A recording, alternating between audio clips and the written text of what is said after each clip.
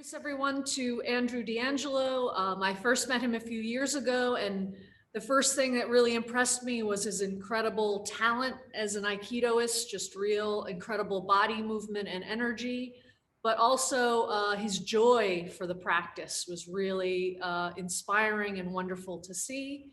And even more important from my perspective is his generosity as a teacher. He really has the patience and the love of teaching to really make some quite difficult technique come to life. And I think I can attribute that partly to his teacher, Christian Tissier Sensei, who also has that generosity of spirit and joy and positivity that really makes his Aikido some of the best in the world. So please welcome to Andrew D'Angelo Sensei. Thank you so much for being a part of this. And everyone, please grab your Bokkens. Right, go ahead, Sensei, go ahead. Thank you, Lise. That was a very generous and kind introduction. First of all, thank you to everybody involved in the Solstice seminar for including me.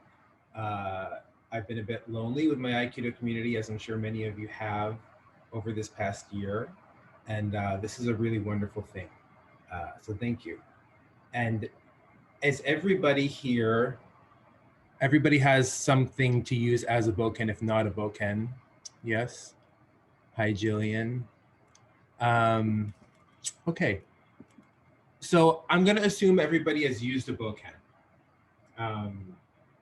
If there's anybody who hasn't, is there anybody who's brand new to Bokken who's never used a Bokken before?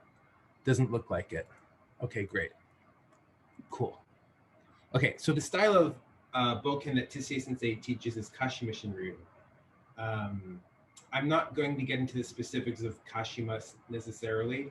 I think it might be too difficult to teach in-depth, cutting and things like that when we haven't practiced together in person. The title of my class is Aikido Bokken Form and Intention. So I want to focus very much on the intention of Bokken and how that relates to our Aikido training and what that can bring to you in your solo practice. So I'm assuming everybody here has done at least Shomenuchi before. And we will be doing one cut that's specific to Kashima, which is a Quesagiri cut, which is a cut from here down the body along your gi line this way. So we'll cover that quickly. We'll do some sabori, and then we will add some exercises. So if everybody's ready, first just some Shomenuchi just to warm up on my count. If you're able to ki-ai, if your situation allows you to make some noise, please do. If not, I completely understand, most of us are at home. Okay, so we'll do just some Shomenuchi just to prepare ourselves, this kind of stance, starting in Chiran Kamae, right foot forward. Ready? On my count. 8, 8, 3, 4, 5, 6, 7, 8, 8, 8, 3,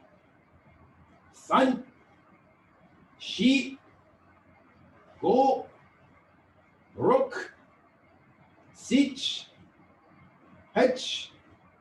5, 6, 7, 8, 9, 10, 8, 8, 3, 4, 5, 6, 7, 8, 9, 10,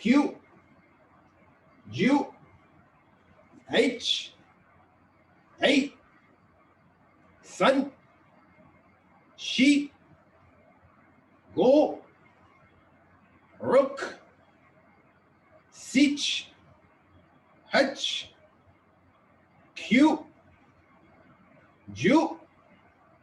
9, 10, 8, 8, 3, 4, 5, 6, 7, 8, 9,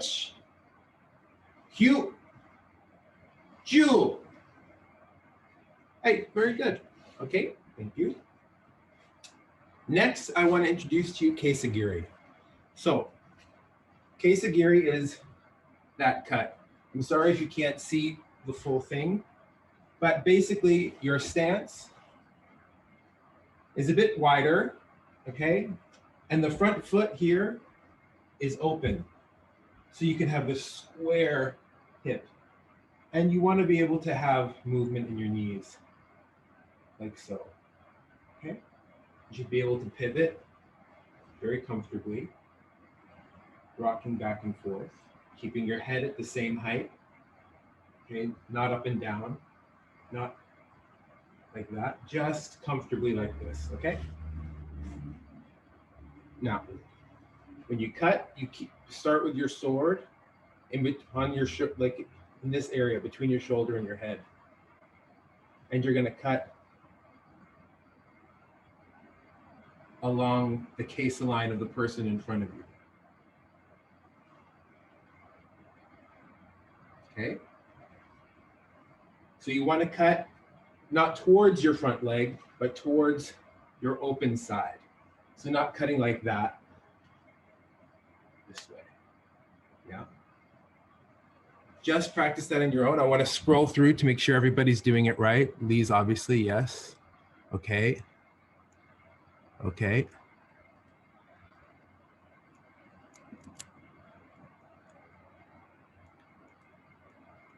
Okay. Hi, Jacqueline. I see you. Okay. That's the basic idea.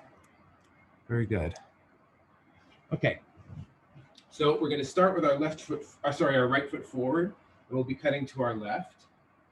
Relax this hand so that you don't twist your body. Cut and keep your shoulders level and your hips square to the front. The intention here is to cut and then being able to walk forward through what you've cut, rather than cutting and going off to your side. Think of cutting something that's quite far in front of you, like you're cutting the skyline.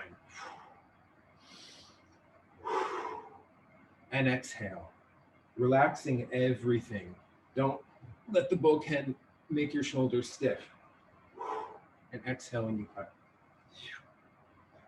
I'm cutting straight into the camera so you can see my line. It's very, very exact to the case line of the body. And when I go back, it's along the same line. So I'm not doing anything different after I've cut. Just cut, rock back, pull the sword back, rock forward, and cut. Okay?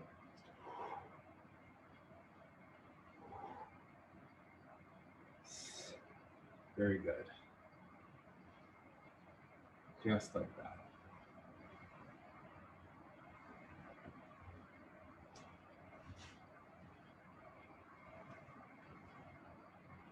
As you can see, my left hand is relaxed so as to not be stiff in my shoulder.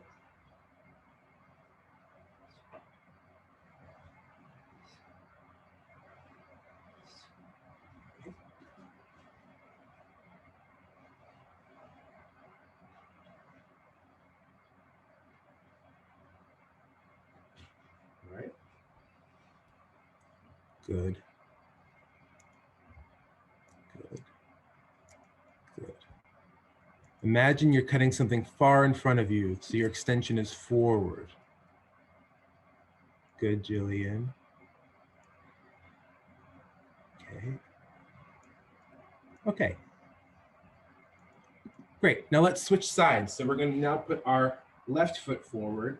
Same form. Okay. The foot is open. We're a little more than shoulder width apart. This way. And our sword is resting on our left shoulder. And we cut towards our right side. Okay.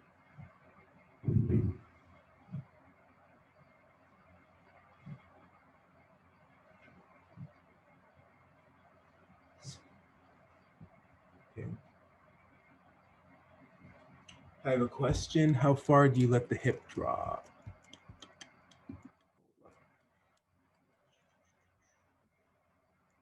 How far do you let the hip drop in the back, both in Shomen and in Quesagiri? So if I think I understand your question, I think your question is, how far back do I move? This way, I think. Angelo, the tip of the sword, how far back do you let it drop? Okay. So when I'm doing Quesagiri, especially for Saburi, I let it come all the way here. Can you see? I don't start here when I'm doing Saburi. Okay, it's all the way back. This is not wrong, but for Saburi, I want full range of motion because I want to relax into my cut. Okay? For Shomenuchi, I teach like that. Okay, this happens sometimes, but it's advisable for Shomenuchi to be here.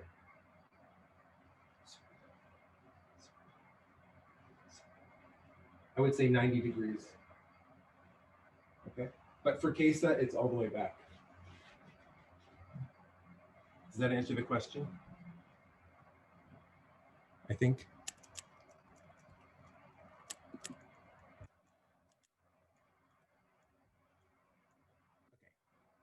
So, on your own with your left foot forward, cutting to your right.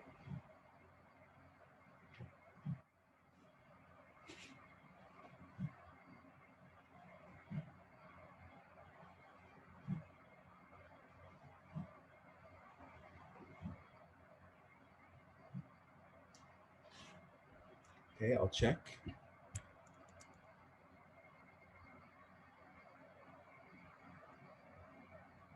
Good.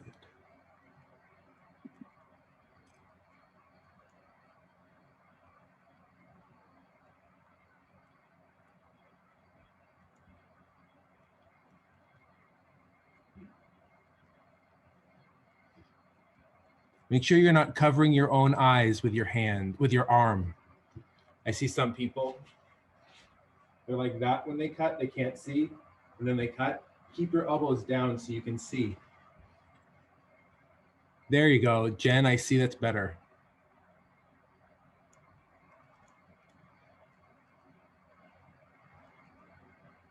Okay, Bridget, good.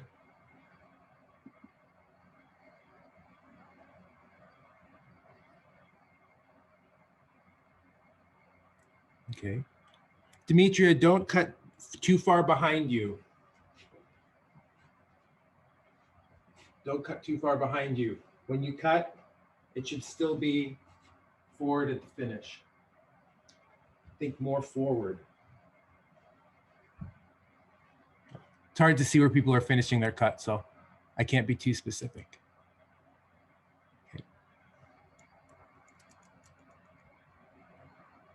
Okay, good. We got the idea. The idea is what's important. So keeping those saburi in mind, I'd like to start now from a sheathed position. Okay? So the blade's up, it's in your left hand. This way. We're going to pretend that it's in its sheath.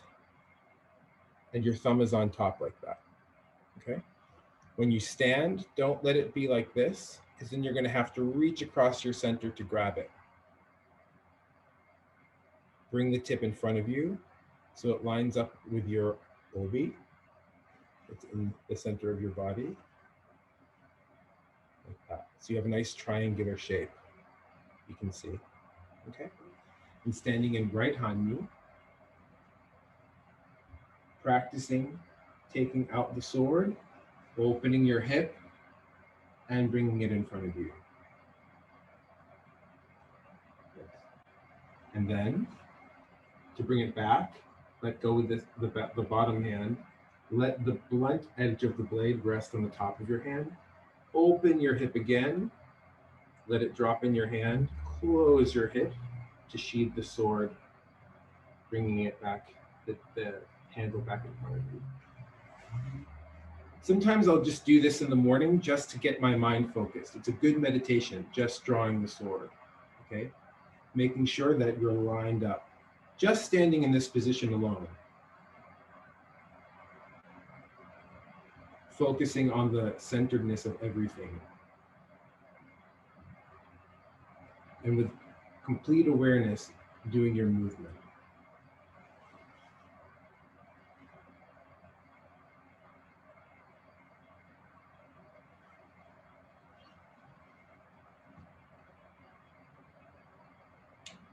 Focus your intention on everything being aligned. When I open my hip, don't let the sword wobble, right? Open your hip, and it should come straight down your center. And same when you sheath it, up your center, open your hip, close your hip. Make sure everything is in front of you. Think of it like a meditation and focus on every detail of your body. How relaxed you are, how economical your movement is, how precise your sword is being.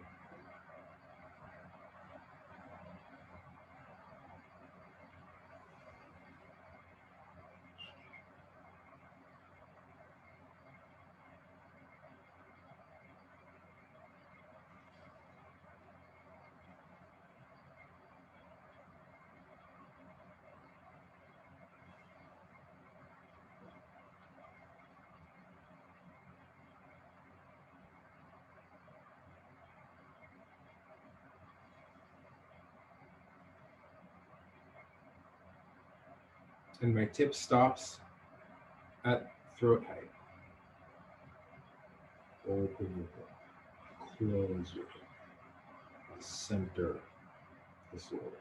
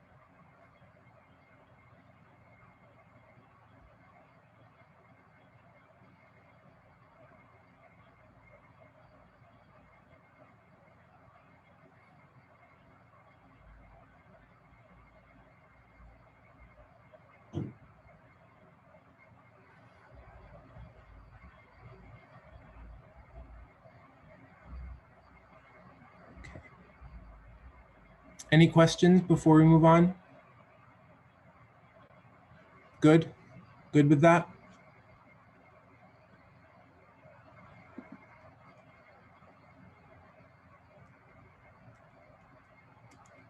Okay. I see somebody typing. Let me see. Weight of the body forward, middle. Yeah. So when I'm in Chiran Kamai, when I'm just in my Hanmi, when I'm about to approach Chiran Kamai, I would say I'm 60-40. When I open my hip up, it's the same. I don't want to rock backwards. My intention is forward. So it's 60-40. When I open up my hip, I keep that weight the same.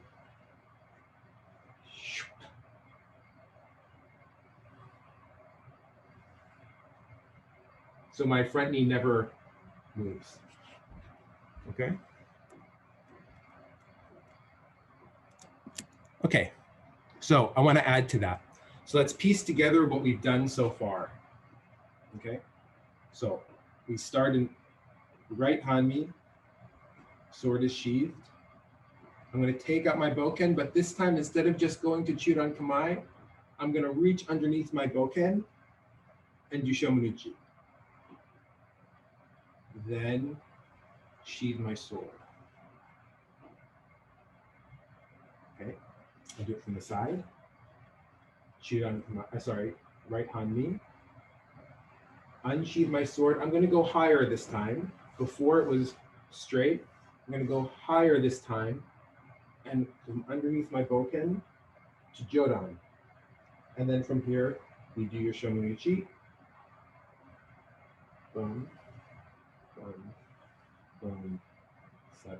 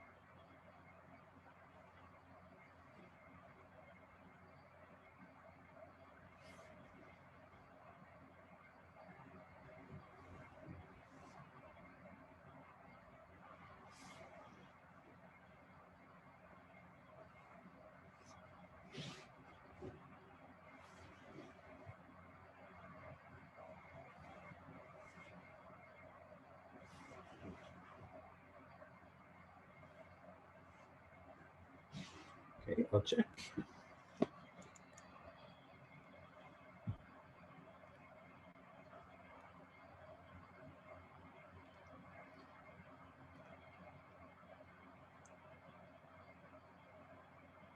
Okay.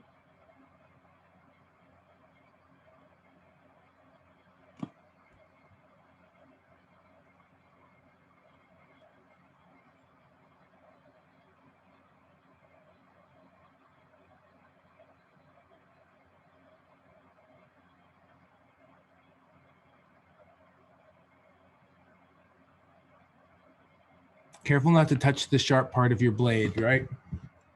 When you're here, you've done your shomenuchi, just the top, the blunt part, just tips back to the top of your hand like that. And then to get it in, you open your hip, let it drop. See? Open your hip, it drops in, close it.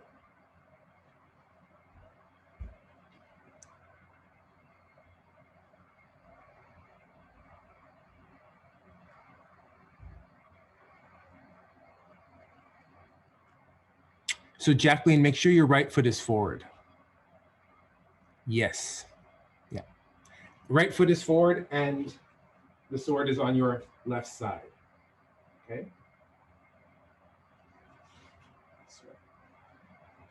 So I draw this, or what we're doing now. Draw. Right foot stays forward the whole time. That's right. Very good.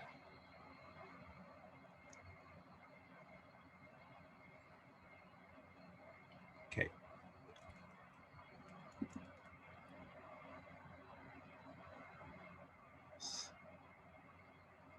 Okay. Good. So now let's do another cut, okay? So we're gonna stick with our right foot forward, stick with our sword in our sheath on our left side. So we just did Shomenuchi. And before we practiced Quesagiri, both on our right sides and on our left sides. So we're gonna now do drawing of the sword and cutting Quesagiri from our right side. So our right foot's gonna stay forward the whole time. The only difference is we're doing Quesagiri and we're gonna slide forward when we do the Quesagiri to widen our stance. Okay, so you're gonna draw the sword, let the sword come to your right side, and cut. Same deal with sheathing the sword. So it looks like this.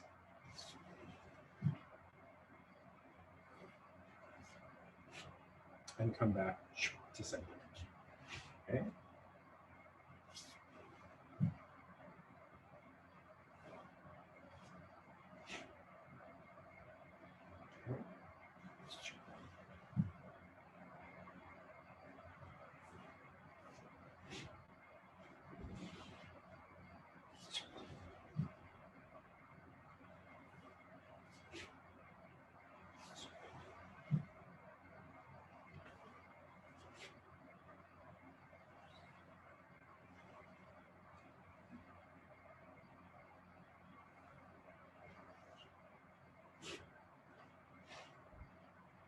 I'm going to look. I know it might be complicated. That's good.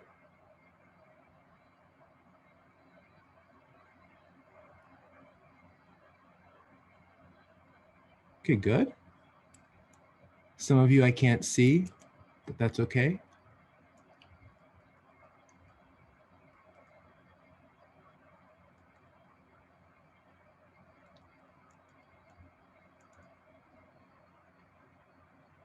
Let's see, Janice. I'm looking at you. Okay, not bad. Not bad.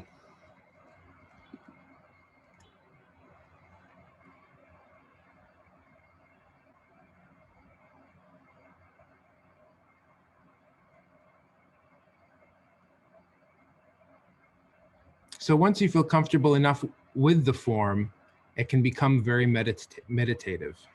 And that's the point of this. Things you can do like moving meditation without a partner.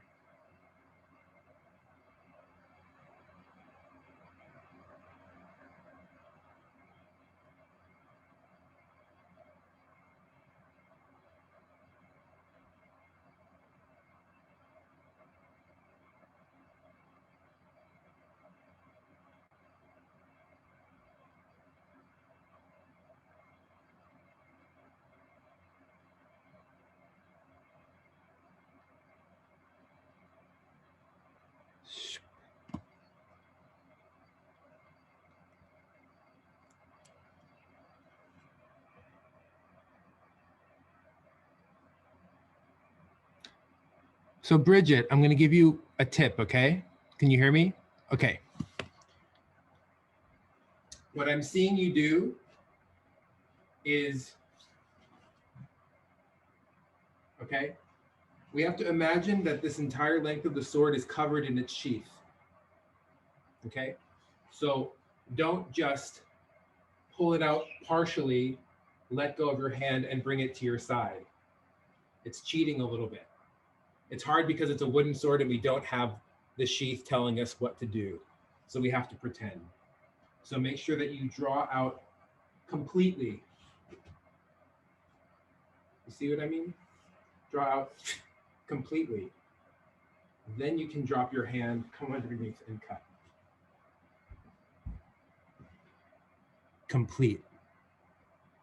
Yes, now go. Right, with both hands. Use both hands when you cut, okay? Both hands now? Good, okay, much better.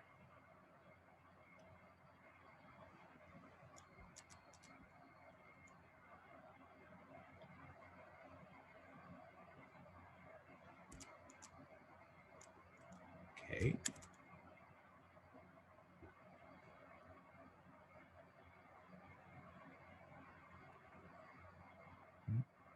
Be mindful of your blade when you sheathe that sword. Keep it facing up. Okay. Okay. Everybody's got the idea now.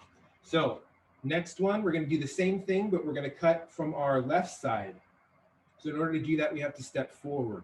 So make sure you have enough room. Okay. We're going to unsheath our sword, same as always.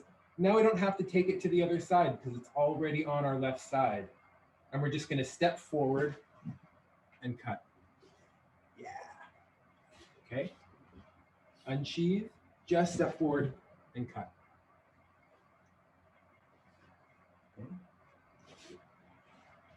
so some details.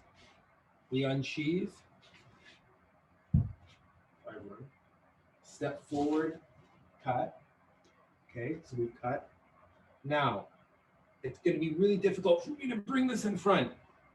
So I rest it across my hand, same as normal, but it's almost horizontal to my body. I draw it out this way. And then as I close, I bring my back foot forward. So my feet are together. Okay, that's how you sheath it from that side. Okay, I'll do it again. So I open up, I step forward and cut. Drop the blunt side of the blade on my hand, but it's horizontal this time to my body rather than parallel this way. This way. Tip drops in my hand. Now, as I turn my head this way, I'm quite twisted, so I step forward and my feet are together. Okay. Open, step forward, cut. One side, open. Turn, feet together. And it's in the center of your body. Okay, I'll go around and look. I know that's a little bit extra this time, so I'm going to pay attention. Everybody do it at your own pace. I'm seeing chat, sorry.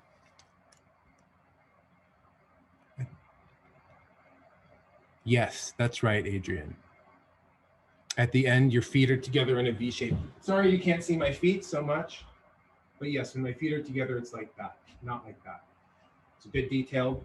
Not super important for the information, but it's a detail.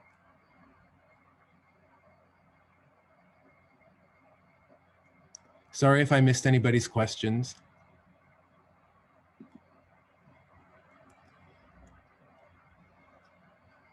I'll show again. Okay. Right foot forward. Right foot forward. Draw. Step forward. Cut. Sheath. Feet together. Okay. Draw. Step forward. Cut. Sheath it across your body. Twist. And forward.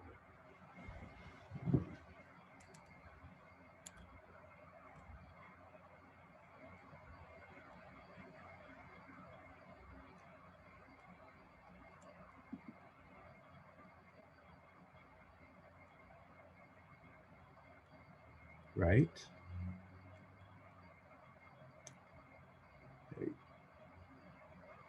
Mr. Sandlow, you're almost there. Yes. Good. Got it. Good job. Good, Jacqueline. Yes. So just understanding how the rotation of your hips moves the sword.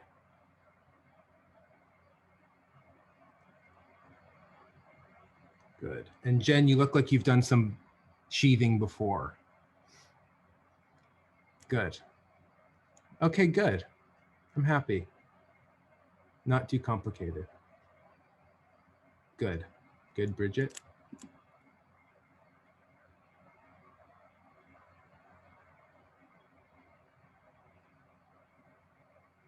Good. Okay, so we got the idea. How are we for time? Got a minute or two more. If you want to take time for questions, it's up to you. Okay. Any questions? Any questions, and then we can review.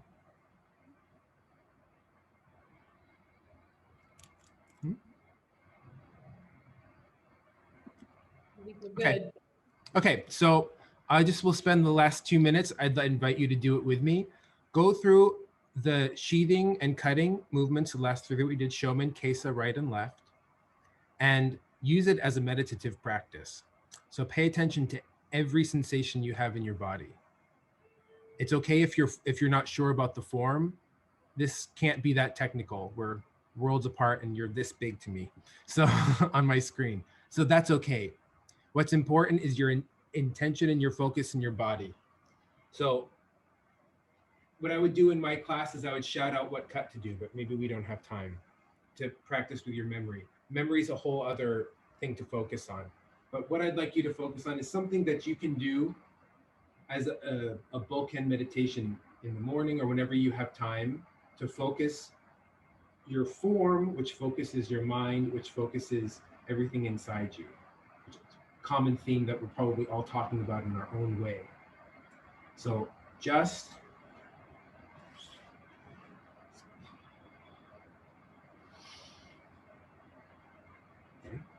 and when you're more comfortable, you can do it quicker. For me, I like to do it quite quick because it brings out my problems. But for you, maybe slow is really, really important. You know?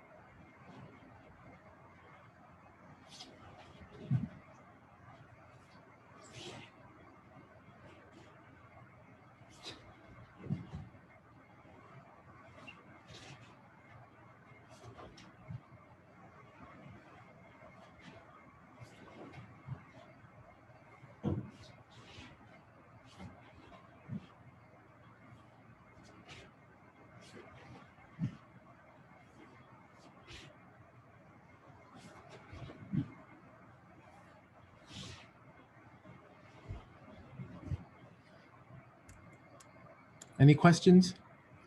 Questions, conversations, interesting things to say? No, okay. Well, May I? yes, of course. When you draw your sword, do you move your sword back in order to cut, or do you move your body forward under your sword and then cut? That's a good question. Forward. So you leave your sword where it is. Absolutely. That's a very good question. So anything with your sword, the sword leads. Okay? So, for example, so I'm here. When I draw my ken, this is the place that I'm going to cut from more or less. It's an exchange, but I definitely don't want to do this. I don't want to retreat ever. That's part of your question before about the 60-40, where your weight is. My weight's always on the front here. So it does come back the hand a bit to reach my head, but I'm definitely not doing that. Okay? When I'm doing kesa on the left side, like when I step forward, definitely stepping into my sword here. Mm. Right? Definitely not doing that. Right. It would be the same thing, for example, if you're doing Taino Henko, somebody's assuming most people here are Aikido people. When they grab your wrists from across, I don't bring my hand to my center. I bring my center to my hand, right?